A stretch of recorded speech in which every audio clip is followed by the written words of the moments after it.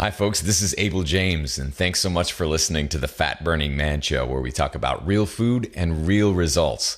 I have a very special show for you guys today. My guest is actually one of our listeners. His name is Denny, and he connected with me through email a couple of months ago and basically said he'd been having a lot of success on a paleo-ish type diet. Had been listening to the show for a while, checked out some of Mark Sisson's stuff, and lost almost 50 pounds. Now, the cool part about all that is that he's actually the band leader for Tim McGraw's band. So they're on the road all the time. And we talk about on the show how you can be lean too, even if you're a night shift worker or you're working on the road. Actually, Tim McGraw and Denny and the rest of them, the whole band basically go out in parking lots before the show and throw tires around. It's super primal. I totally dig it. So we're going to be talking about that on the show. I really think you're going to like this one. So before we get to the show, I'm actually totally jet lagged right now. I just got back from Victoria up in Canada, where we were filming a new show on biohacking with Mr. Dave Asprey, the Bulletproof exec, a good buddy of mine. We had loads of fun. We don't even have a name for the show yet, but we have, 10 plus episodes, and we're going to be releasing them soon. So if you're really interested in like the brainy stuff, the completely nerdy stuff, or performance enhancement, or biohacking as a field in general, if you just want to dip your toes into it, this is going to be a really cool, well-produced show, mostly like a web TV show. Instead of just having a webcam running, we actually have people who know what they're doing behind the camera running the show. So it's a lot of fun. Stay tuned for that. The best way to hear about it is signing up for my mailing list, which is at fatburningman.com. And actually send you a couple of free ebooks for signing up as well. I wanted also to thank you so much for all of the donations that have been coming in over the past week to support the show. As you know, we don't have any commercials, no sponsors, no advertisements, anything like that. We're entirely listener supported. And so many of you have stepped up to help us out with production and hosting costs and the cost of getting this show to you. So I just wanted to give a special shout out to some of you who signed up as supporting members, which is $9 a month, or people who donated more than 50. You guys totally rock. We got Steven from Texas, Sean from Wisconsin, John from Texas, Angelique from my stomping grounds in Austin, Texas, which is totally cool. We got Aaron from California, Rainmaker Alliance from Vegas, Elizabeth from LA, Michael from Missouri, and Shannon as well. Thank you guys so much. You can donate even as little as $1. Every little bit helps. It's at fatburningman.com/donate. And as you guys know, if you've already donated, I send you a couple of surprise gifts after your donation. So thank you so much in advance. One more time, if you want to help support the show, it's fatburningman.com/donate. All right, so on to the show with Denny. I'm going to share his letter that he sent me when he first got in touch. He said, "Hi, Abel. I'm about 9 months into adopting the paleo lifestyle, and I've become a regular listener to your podcast. You've been a great inspiration to me, along with Mark Sisson. I've dropped almost 30 pounds and feel about 15 years younger with the knowledge I've gained from you. As a fellow musician and the musical director for the Tim McGraw band for almost 20 years, I'm counting on my new lifestyle to keep me youthful enough to handle the rigors of constant touring." Anyway, just wanted to say thanks and keep up the great work. So I love getting emails like this. It's amazing that people with such challenging lifestyles are able to work paleo or clean eating or farm to table sustainable type stuff into their eating and lifestyle practices. I'm super excited about that. And a lot of you guys have been listening, on Twitter, Facebook, and the emails that you send to us. You say, yeah, we really love it when you get like best-selling authors on and experts in the field and all these other people, but we really want to hear from real people too. We want to hear from people who had been struggling for a lot of time, who might not have written books about it or anything, but are just trying to live their lives in a healthy way. And when I heard from Denny, this is just an absolutely perfect example of this. And, being a musician, I know how hard it is, especially when you're on the road, to make this work. And Denny has done an awesome job doing it. So on the show, we talk about how Tim McGraw exercises on the road. And here's a hint, he's a total beast. How Denny went from 240 to 194 by eating bacon, butter, and eggs, and how to stay lean on the road, especially if you're working nights or if you're a musician or have some other sort of challenging lifestyle. We talk about how you can do that as well. All right, let's go hang out with Denny. All right, folks, really special guest for you here today. I'll tell you how we got started talking to him in the first place. His name's Denny Hemingson. He's a well-seasoned touring musician who's made quite a name for himself as the guitarist and band leader for some of the biggest names coming out of Nashville, including and currently Tim McGraw. So Denny has toured the U.S. and internationally and has been nominated for an Academy of Country Music Award for Steel Guitarist of the Year. That's freaking awesome. How's it going, Denny? It's going well, Abel. It's great to talk to you. Yeah, you too. So for the background of how we got in touch, it was actually through LinkedIn. You sent me a note just basically thanking me because you listened to the podcast and checked out some of Mark Sisson's stuff. And you've actually lost quite a bit of weight over the past few years. And before that too, it's been a struggle for a while. So why don't you just kind of give a brief background of your story, and you could talk about how we got in touch too. I think it's awesome. Okay. Because let me just say, a lot of people email me and they're just like, yeah, you have all these experts on, but we really want to hear from like real people. You know, I'm not a celebrity, I'm not a best-selling author or whatever. I just want to know like if I can do it, you know, and you did it, you're still doing it, and it's totally awesome. So let's hear how you did. Okay. Well, like a lot of people, I've gone up and down in weight, and I've always kind of been into, trying to be healthy and fitness and stuff like that. And like you and other people I've heard on your show, I was a runner. Yeah. And I still run a little bit, but ran the New York Marathon in 2002. Beat me up. Yeah, I hear that. It took a long time for me to get back into running again after that. Yeah. But, anyway, always been interested in health and fitness. And sorry, I'm making my screen bounce again. That's all right. It's just been years and years of up and down, and I'd, get real focused on the diet, and I'd lose a little bit of weight, and then, work out real hard, and then I'd get injured and lay off, and I'd gain weight again. And, it was just that cycle over and over, and I should turn my phone off here. Beeping. But anyway, I don't know, a few years ago, I started trying the low carb thing, and I had pretty good success with that. But it was always one of those things where, the first, 2 weeks, you wouldn't eat certain things, and then you could add things in the next 2 weeks, and then more things in. And it's like I'd lose weight, and then I'd add the things in again, and then the weight would come back on. Yeah. So it was that cycle over and over. And then, I'd heard about Mark Sisson and kind of checked out some of his stuff, maybe a couple of years ago. And, at that time, it didn't really take with me. And because I'd been listening to conventional wisdom for so long, this is kind of wacky, Yeah. So I'd heard of him, but didn't really try any of it. And in the meantime, my doctor had me on Lipitor. Mm-hmm. My cholesterol wasn't that high, but I have a family history of heart disease. So I was taking Lipitor, and, I always felt like maybe I didn't want to be on it, but I took it because he told me to. Mm-hmm. And then, when I'd go in the last few years for my annual checkup, my blood pressure was getting a little higher. And the last time I was in to see him, he said, I'm a little concerned about your blood pressure. He says, I'm not ready to diagnose you with high blood pressure yet, but off the record, it's just a matter of time. Yeah. Well, that ticked me off, Yeah.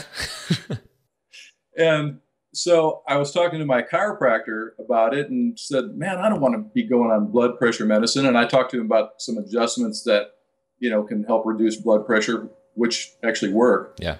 And he said, we're all responsible for our own health. And that resonated with me. Yeah. So I took myself off Lipitor. I dove into the paleo thing. He actually brought up the Mark's Daily Apple thing to me again. Cool. So I went back and revisited that, and, started doing that. And through that, I found out about you and started listening to you and other people. And, it's just made a huge difference in my health. My blood pressure's normal or low, not low, but, low. Normal. I feel awesome. I'm 56 years old. and I feel probably 15 years younger than I did, 9 months ago. That's so cool. It's really great. I'm watching you on video right now. You look like you could easily be 15 years younger than you are right now. After a lifetime of touring, no less. Yeah. Well, I gotta, I'm the oldest guy in the band now, so I got to keep up. Yeah. That's awesome. And so you said you were actually up to something like 240. Is that right? My weight had probably peaked out around 240. Wow. I've never totally been into the scale, but when I would check, I think that's probably about the. Yeah. I'm obviously, a lot of people know, not a huge fan of the scale either, but I think a lot of people, it's good for them to hear that you can actually lose weight. That's one thing that you can measure, right? And you did measure it. You're now like 194, I think you said, something like that. Yeah, right around there. And I haven't measured for a while, but this last time I checked is about that. So it's not just about like feeling better, looking younger. It's actually about you did lose some weight as well. And exactly. I'm sure that contributed to the blood pressure coming down and that kind of thing. So, the way that I tend to think about it is that happens first, right? Like the feeling good, feeling younger, and then the weight loss and all that other stuff that people think that they're obsessed about, that just kind of happens as a side effect. And that's pretty cool. Yeah. Yeah. This is the easiest thing I've ever done because, I just started eating paleo basically. Yeah. And, I didn't really even think about it, and I wasn't starving, and the weight just came off. Yeah. It was pretty magical, really. That's so cool. So how do you do that? A lot of people who are listening, are on tour or they have night jobs or challenging lifestyles. How do you make this work when you're on the road? Well, it's not that easy, but it can be done. And, at home, I'm pretty strict with, I'm buying all, grass-fed beef and pastured pork and poultry and the whole nine, and buying organic veggies and the whole thing. Yeah. When I'm on the road, obviously, I'm not getting that stuff. Yeah. At least not all the time. I'll seek it out if if I have a night off in a town or something. I'll just, Google paleo friendly restaurants or something and try to find a place, So sometimes I can do it. Yeah. But, you just do the best you can.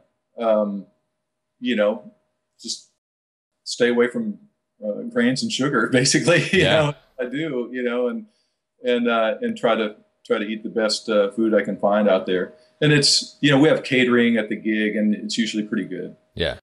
Even though it's probably not always organic or always grass-fed or pastured, you just do the best you can. Yeah. And just, if you are on the road, it's more of like a damage control strategy anyway, right? Because when you're back home, you have control over everything. You can eat really, really well. What I do when I'm on the road or when I was touring or whatever was basically just like trying to avoid all of the worst stuff. And then usually, it doesn't matter where you go, you can usually get a salad of some kind or some sort of, if it's conventional meat, then you can just make sure that you're taking the fat off or it's a low fat cut.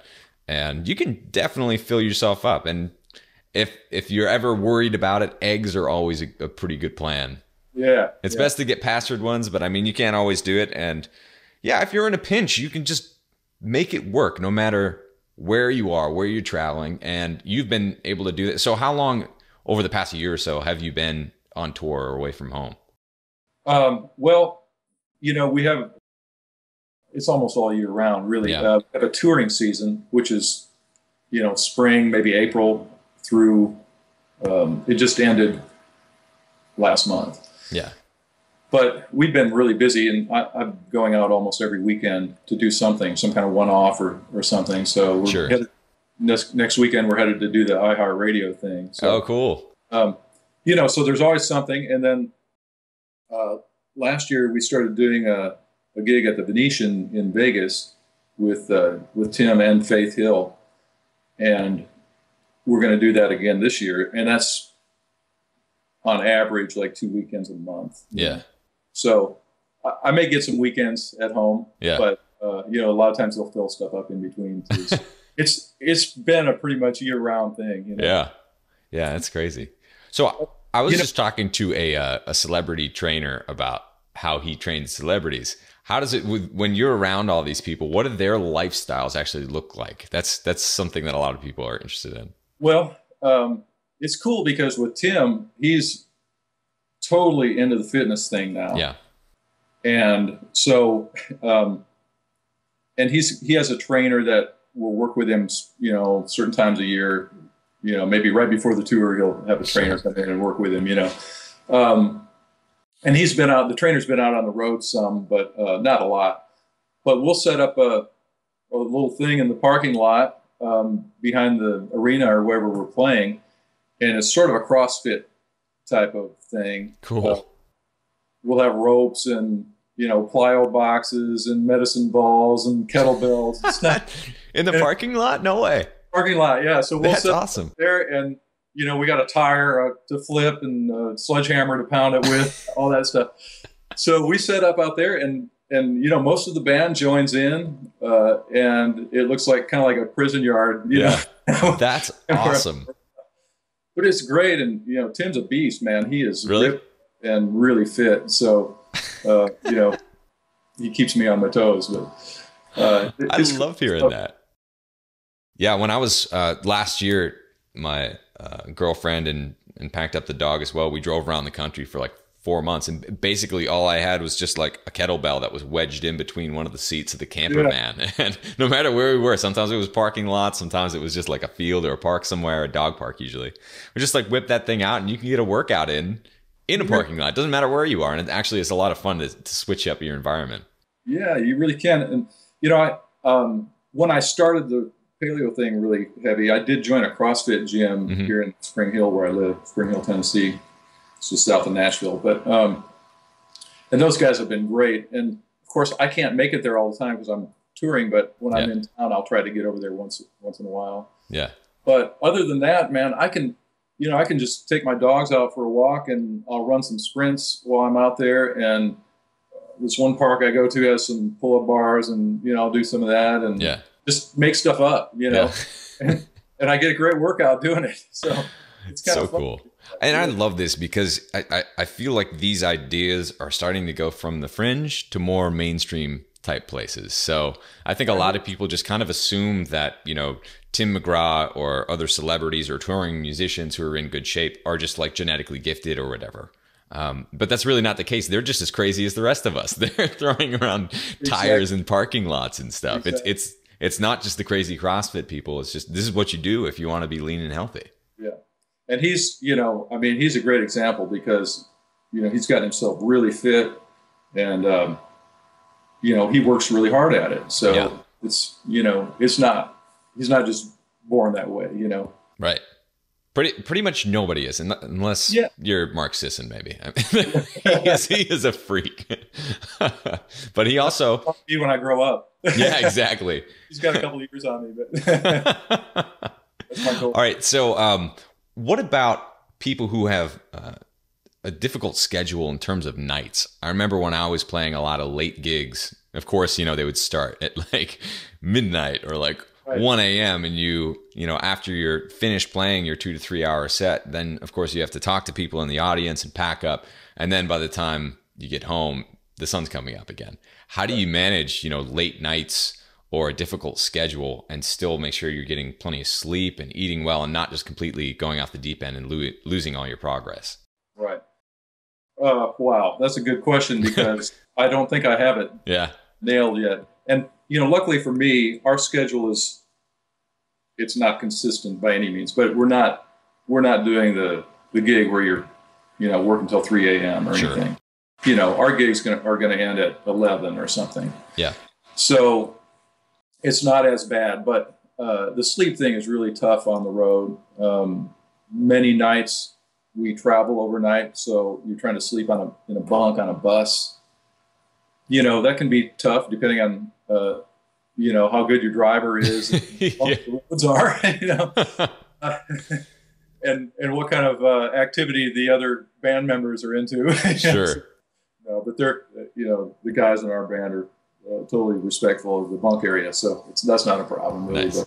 But, you know, it's tough, but you do the best you can. Sometimes I pop some melatonin before I go to bed, and that Mm-hmm. seems to help. Mm-hmm.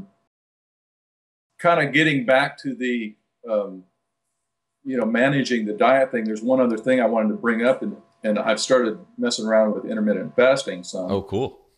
And so, a lot of times I'll get up and not eat anything until catering at dinner time, which is 5 or 6. And so I'll eat a good meal there, have a couple hours, we go to do the show, come back, and then a lot of times there's after show food, and I'm lucky enough to be able to ask for a salad with some, beef or chicken on it or something, and that works pretty good. And then we also have some stock bus food, so sometimes our bus call in Nashville is at Whole Foods, so I'll go really? and grab some, Nice. grab some stuff, that I like, and keep it on the bus. So there's always something I can do just to get by if the situation is bad, Yeah. But anyway, getting back to the sleep thing, I don't know if I have an answer for it. You do the best you can. If you didn't sleep on the bus that well, hopefully you can get a couple hours in the hotel, day. Naps are good, in the afternoon. They come in handy for sure. I just get it when I can. Yeah. Nice. So when you went from not fasting, had you ever fasted before that? Or is this kind of your first deal? Oh, I tried the thing where, you drink lemon juice and cayenne pepper for 3 days. Yeah. And that was miserable. Right. And I'm actually doing I tried it both ways, but right now I'm doing the fatty coffee thing, which nice. And it's awesome. Yeah. I love it. You introduced me to that. So. Oh, cool. Yeah. I'm running on fatty coffee right now. Me too. Yeah. Oh, good. That's super cool. Yeah. So for people who don't know what that is, just look up fatty coffee on YouTube or on my blog. It's basically just eat it. You don't have to completely fast, but do something like a keto fast where you're just having fat and you're not having any carbs or protein for the beginning of the day, and you feel like a rock star. You have tons of energy. It's amazing to me how, I never feel hungry. I'm ready to eat by dinner time, but yeah. I'm not starving, and I just feel I can function. I'll go work out fasted all the time. Yeah. And that's not trouble for you. It's piece cake. Not at all. Not at all. I dig it. Yeah. Cause so many people are just kind of scared off. They think it's a freaky idea, not eating breakfast or even lunch over the course of the day. They think that, any muscle that they had will quickly disappear. And if they were trying to gain muscle, then they can't anymore. And all that stuff just turns out not to be true at all. Yeah, it's great. And, here's a question for you. Yeah. The only thing I haven't figured out yet is, okay, I'm not eating until probably 5 or 6. My wife gets home late, and sometimes we don't eat till 8. Yeah. And so I'll have dinner, but I'm afraid I'm not getting, and I don't feel like I'm wasting muscle or anything, but I don't think I'm getting like the recommended amount of protein because I just can't fit it all in that time, that eating window. So any advice along those lines? Sure. I mean, it does depend on your goals. Like if you want to build a lot of muscle, then overeating is something that you'll kind of want to do during that compressed eating window.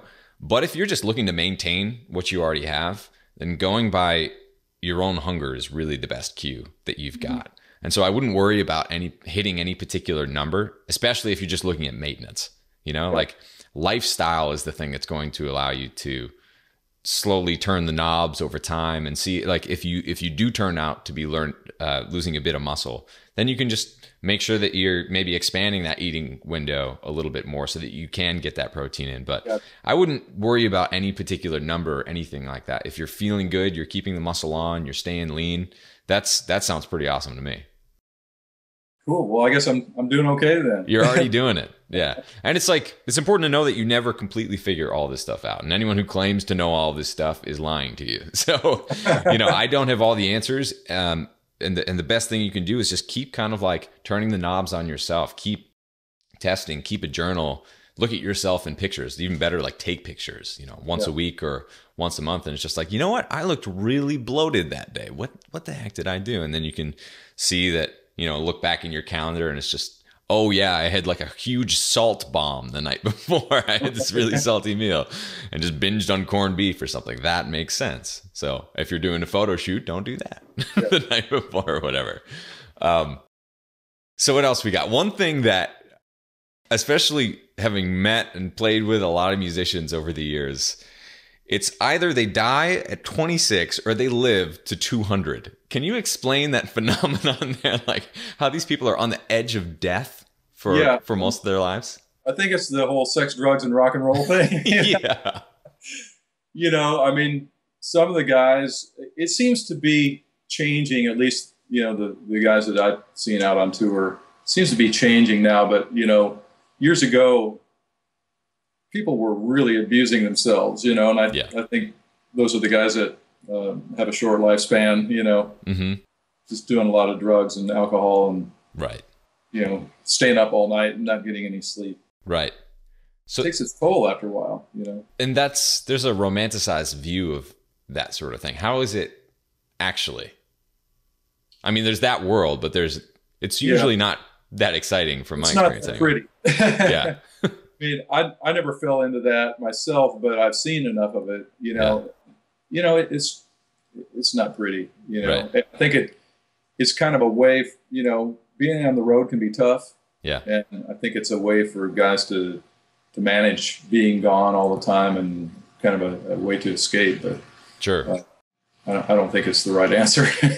So a lot of people ask me, like, why aren't you still on tour? And I just kind of quip back that I didn't like drugs enough. But how do you, like, in all honesty, how do you dodge that world and stay healthy no matter what is around you? Man, I think you just have to, you know, make that decision for yourself and be focused on it and go, you know, you see the stuff, but you go, you know, I know what the consequences of this activity are going to be, so I'm just not going to participate in it, you know? Yeah. And then that goes on the other side too. So with Tim McGraw's band, were all the guys always kind of interested in health and fitness and that sort of thing? Or was there like a lot of resistance at the beginning when one of the guys was just like, hey, let's do a workout in the parking lot this morning, and everyone else is like, what? Yeah. Well, you know, we've had some personnel changes in the last couple of years. Okay. And you know, some of the guys previously, there were a couple of them that, you know, probably would never do like a workout, at least one or two of them, you know. Yeah. It just wasn't their thing.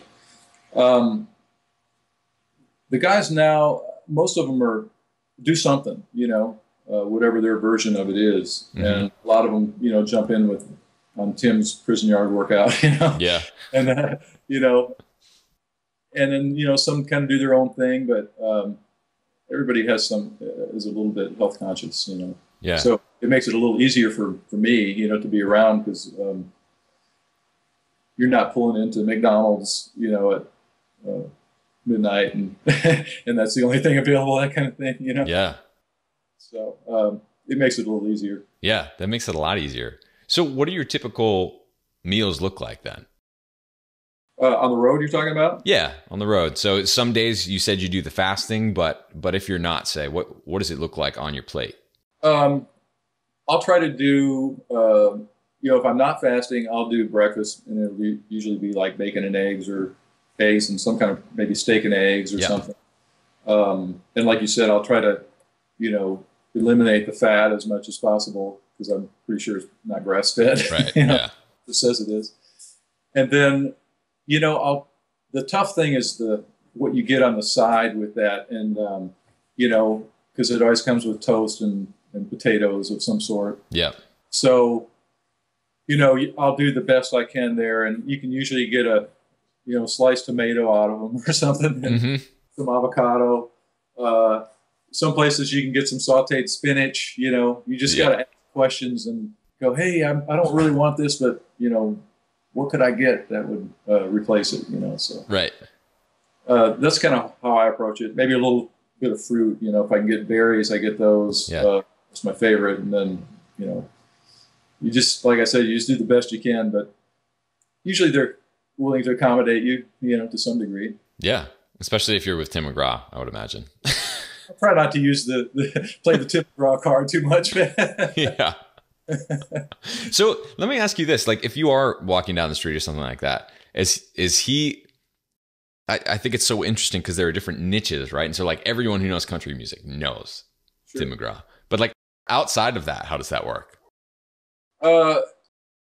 He will get noticed pretty regularly because not only is he a huge country star, but he's done some movies and stuff. Sure. So a lot of people know who he is. But I have seen where he can kind of disguise himself a little bit, just by with a mustache or like a Santa hat. What does he do? But just he can just kind of be unassuming and blend a little bit if he needs to. But yeah, a lot of people will recognize him. If he's out and about. He's also very gracious to people, so it's not that big a deal, I don't think, to him. Yeah, I'm sure. So it's actually kind of weird. In the past few months, people have started to run into me in Austin. They're just like, "Hey, you're Abel. I know you from the podcast," or like, "I saw you on Bulletproof Exec Show." It's crazy. That's cool, man. Yeah, it's pretty fun. I watched your thing on Creative Live. That was awesome. Oh, thank you. Yeah, that was a lot of fun. That was a marathon. It reminded me of playing like a full day of touring shows. Yeah, exactly. Yeah, that was a lot of hours. Yeah, it was like 10 TED Talks in a row. Is what it felt like. It was almost like 30 hours on the camera over the course of 3 days, especially because I'm filming a new show with Dave Asprey, actually, which should be a lot of fun. So we had the full day of recording and then like a whole night of recording after that. But yeah, it definitely reminded me of being a musician and touring all the time. Let me ask you this though. So you said you were nervous before this call, but you're used to playing in front of like tens of thousands of people. I know, but this is a totally different thing, and it's like, like I said to you before, I'm not an expert by any means. I'm just kind of starting with this lifestyle. So, I hope I have something to offer, Oh, you totally do. Yeah. Because it's your own story. That's what's compelling. It's, and experts, a lot of them haven't completely figured it out either. And even their own bodies, like Gary Taubes, I tell this story a lot, but he put on, 20 pounds of fat pretty much while he was writing books about how to lose fat. And it's just something that, he'd been doing for a long time, drinking heavy cream in the morning that didn't work with his body anymore. And so it's like, no matter if you're an expert or someone who's just, like a touring musician, you have a compelling story to share. And I think that's really important. So I encourage actually all of you listening out there, like, shoot me a note. Tell me your story. Who knows? You might even wind up on the show. Yeah. Well, it is, I don't know how inspirational my story is, but I've definitely gotten inspiration from, some of the testimonials I've read. And, it's great to hear people changing their lives and being healthy, Absolutely.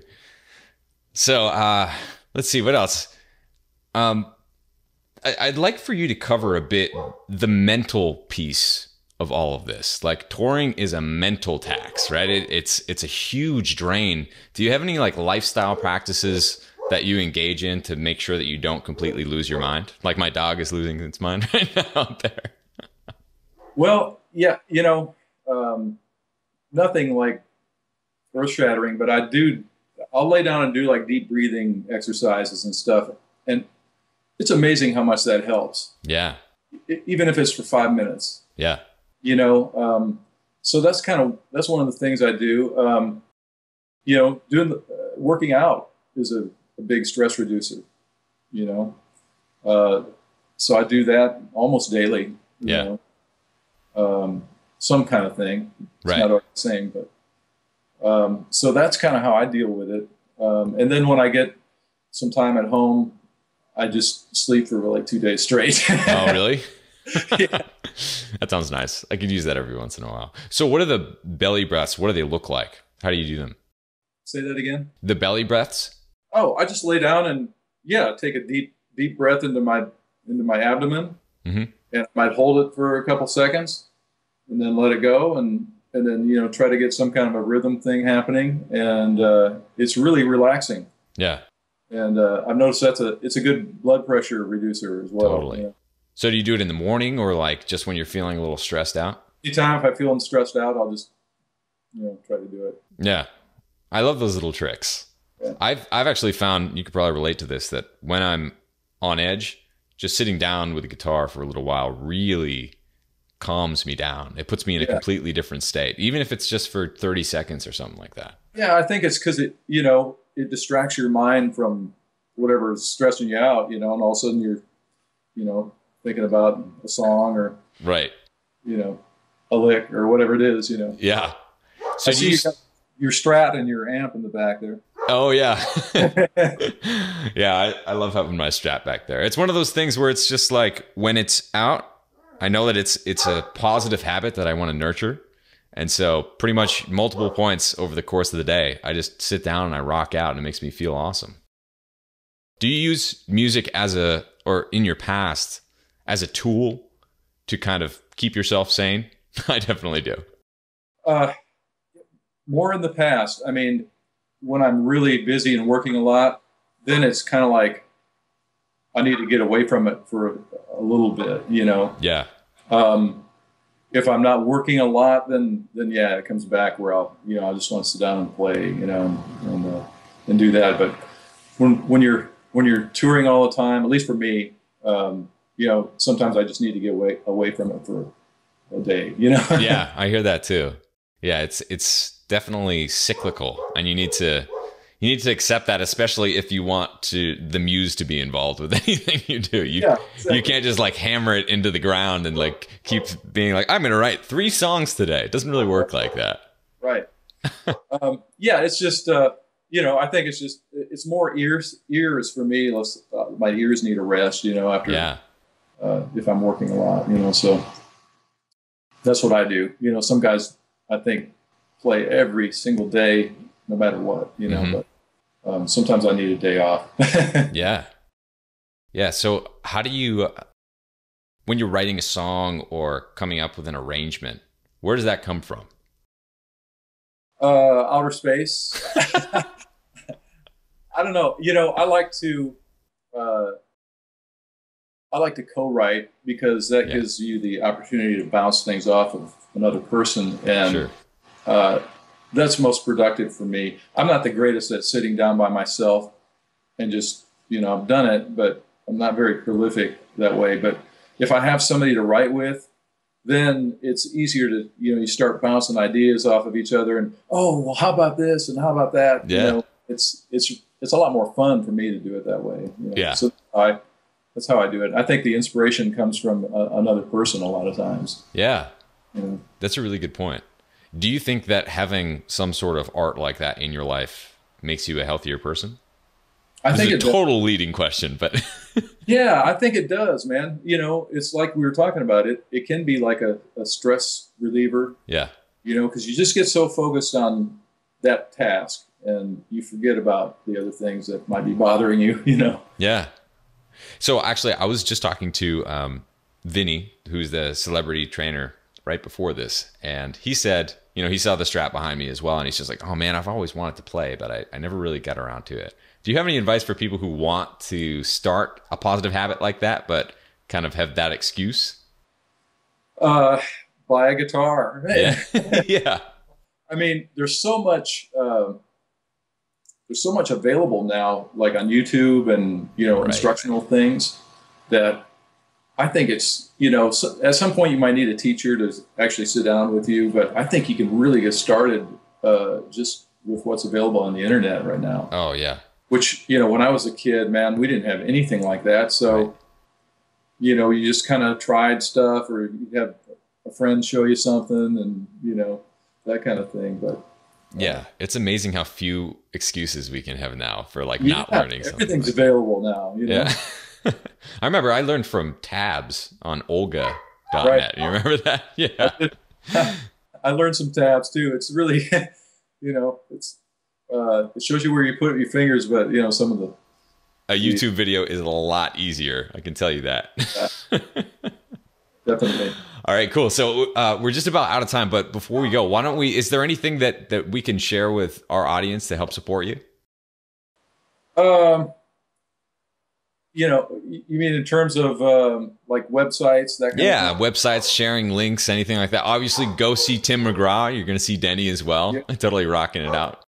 absolutely. And I mean, you can find our touring schedule on timmcgraw.com, obviously. And then, there's another project that I've been working on for a while with a girl from Canada. Her name is Lindsay Hoff. So if you went to lindsayhoff.com, there's some music up there. And a friend of mine, Blue Miller, and Lindsay and I co-wrote some things. And she's really a talented singer-songwriter. Cool. So, if somebody wants to go and check her stuff out, it'd be cool. Other than that, man, I'm not trying to sell anything other than, if I can help spread the word about, how to get healthy. Yeah. That's what I'm selling. Awesome. Well, Denny, thank you so much for taking the time to come on. I know it's not something you normally do, but I think a lot of people, this message will resonate because you're just a guy out there doing something completely different and you're making it work. And if you can make it work on the road, then I think it takes away that excuse for someone, who's sitting at home saying, maybe it's difficult to start, but maybe I can do this now. That's the message that I want to communicate with having you on. Yeah, and once you start, it's not difficult. Yeah. Once you get into it, it's not difficult at all. It's just a new way to think about things and a new lifestyle. Absolutely. Well, Denny, thank you so much for coming on. Hopefully I can see you in person, maybe at a Tim McGraw show coming up if you come through Austin. Man, come out, man. That'd be awesome. Come out, we'll hang out. We'll play some. All right. That sounds awesome. Thanks again, Denny. Yeah, and I just wanted to thank you for all the information you put out because I've gotten a lot out of it, and it's much appreciated. Awesome. Thanks. I'm going to keep doing that as long as I possibly can.